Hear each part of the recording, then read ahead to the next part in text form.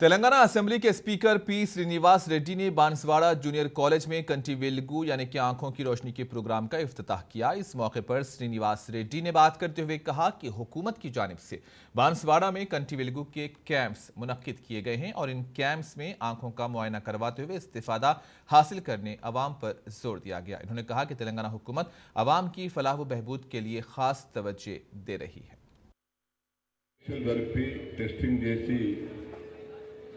అవసరమైన మేరకు అద్దాలు ఇవ్వడానికి రెండో విడత కంటి వెలుగు కార్యక్రమం ఈరోజు ప్రారంభించుకున్నాం। మనిషికి కంటి చూపు చాలా అవసరం।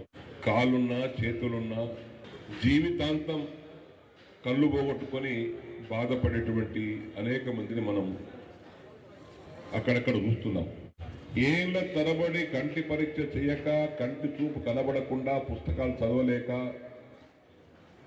వ్రాత రాయలేక బాధపడుతున్నటువంటి పిల్లలు రోజు రోజుకు పరీక్ష చేయకపోతే ఇంకా కంటి చూపు ఇంకా దారుణంగా తయారవుతుంది, ఇంకా చెడిపోతుంది।